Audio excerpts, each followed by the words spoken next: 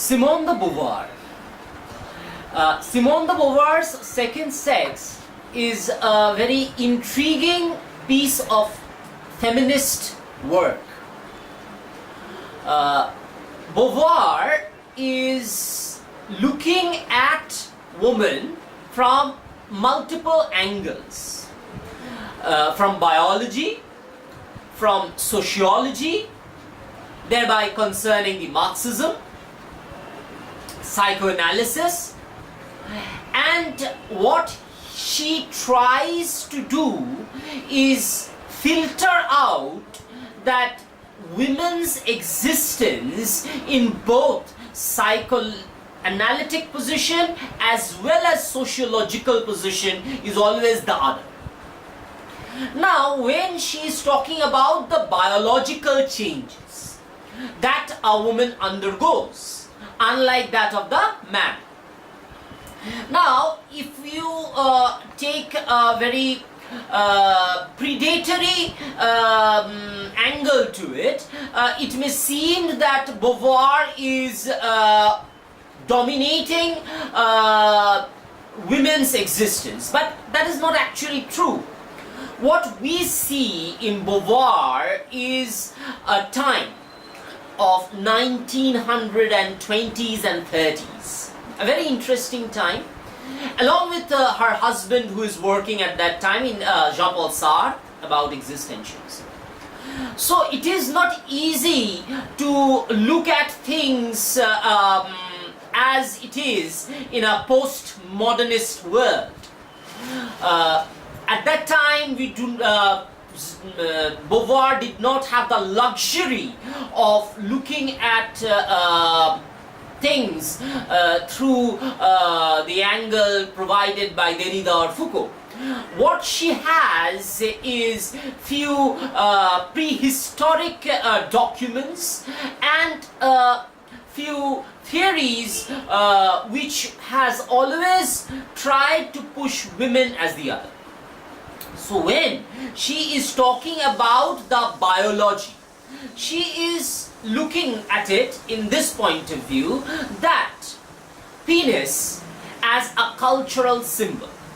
It is not a simple male physiological or biological weapon / organ. Why culture? Culture is a very interesting aspect in Beauvoir's writing.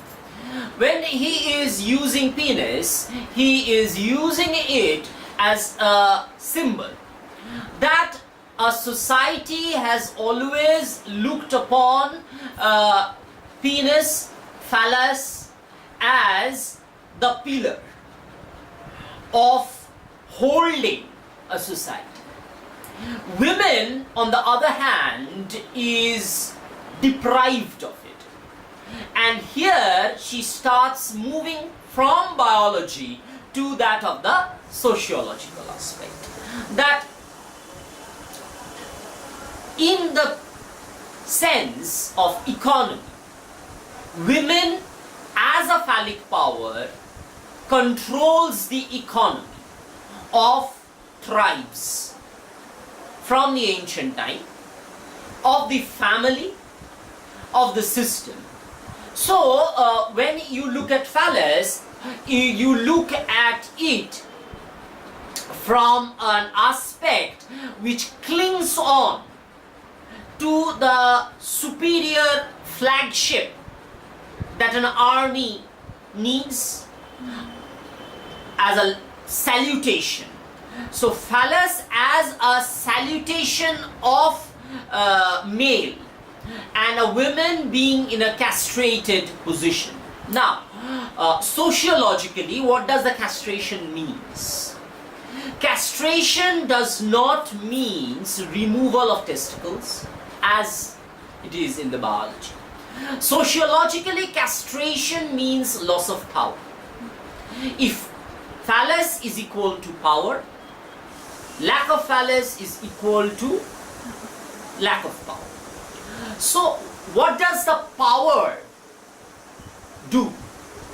Power in French is pouvoir. Power is a very interesting aspect of both culture and society.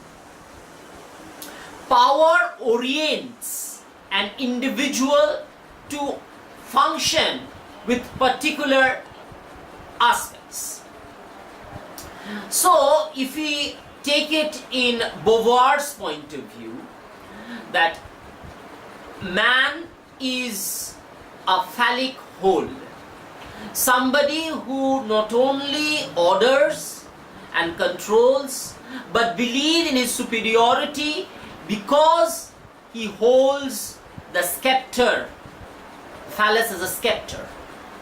You know, the kings used to hold a scepter, and very interestingly, the scepter has a complete modulation or look of a biological phallus. Why the king has to carry a scepter? And not only king, if you see the queen, Elizabeth also carried a scepter, which is completely phallic in both ends actually. So scepter of rule is also a symbol, a phallic symbol of control, of power, and woman not having that, a phallic symbol, becomes a castrated gender.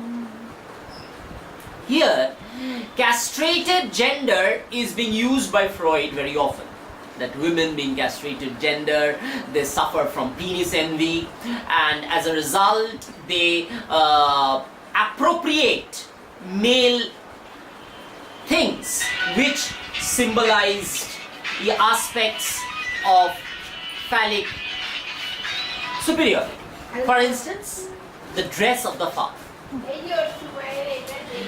Why does a woman need to wear a father's dress? From a very ancient times, women are, the girl child always finds that mother as her imago at a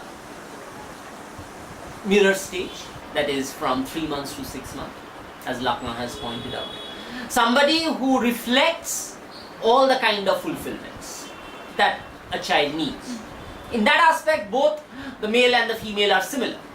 Both of them, the son and the daughter, looks at the woman as the mother, as the one who will fulfill whatever they could not do. But in case of the female, they understand that the mother does not have a phallus. She does not control the family.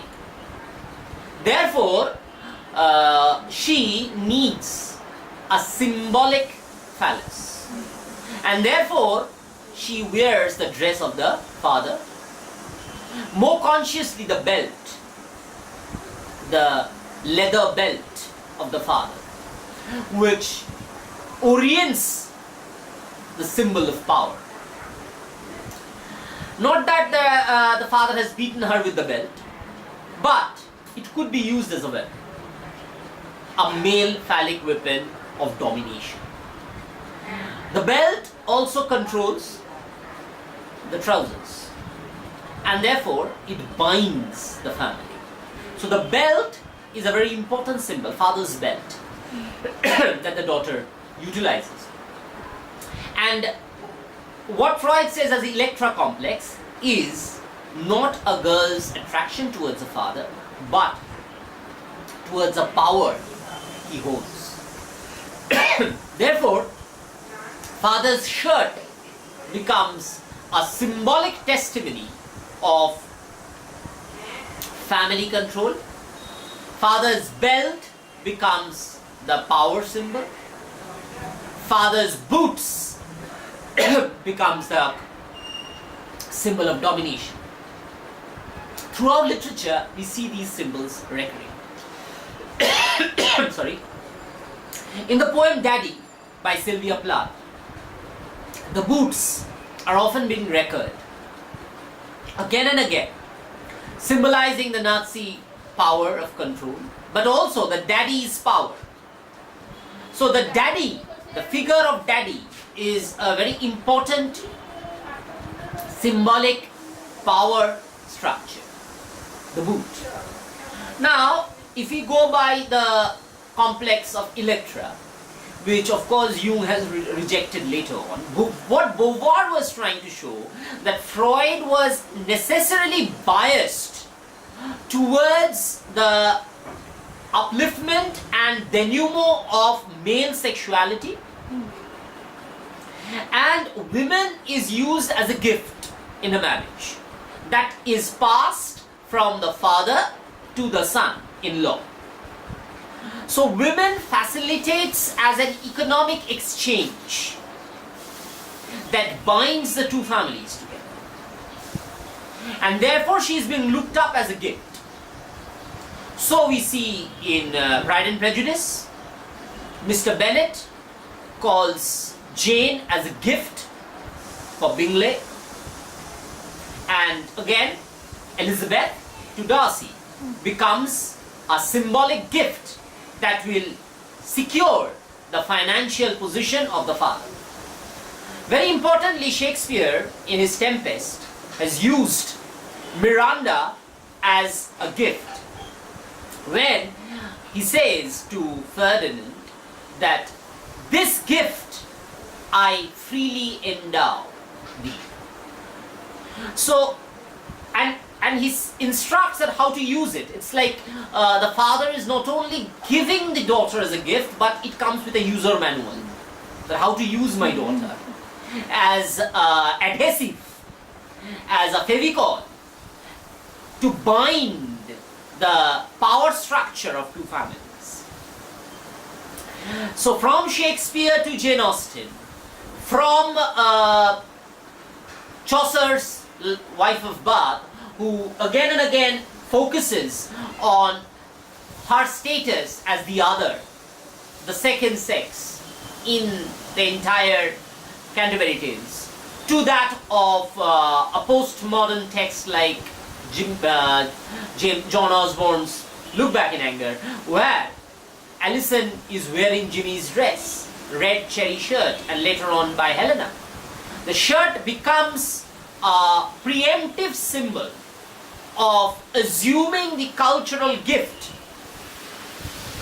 So, throughout literature, we see a progress of male towards superiority and women towards being the second sex. Until unless, of course, Virginia Woolf comes into the picture and changes the ratio of women's self. From a Marxist angle, of course, women as a commodity is an inferior commodity. From Althusserian point of view, women represents the dominated status and thereby the other. From the Freudian sense, the woman is castrated and therefore the other. From the Lacanian sense, the woman is to be looked at and not looked to. The aspect of voyeuristic display. So again and again, what Beauvoir has tried to point out is that man being and becoming the fulcrum of the society, and the women assuming the second sex. From post-colonial point of view, women represent the colonized subaltern. Somebody who is mute, somebody who is verbally encapsulated into a stereotypical role of being either an angel or the fallen woman. She is either the ivory or the one who represents the ivory trade. If you look at women from all the post-colonialist texts, for instance, Heart of Darkness, Ivory and the women both are the source which men traded in. To bring in the idea of colonized superiority and the colonized, the one who is colonized, their inferiority. In multiple texts, in multiple post-colonial texts, we see that women are being subalternized and man being the dominated. So what Beauvoir was trying to do is trying to show this, map or rather cartographized the latitude and longitude of women being the second sex in culture, in psychology and in society. Thank you.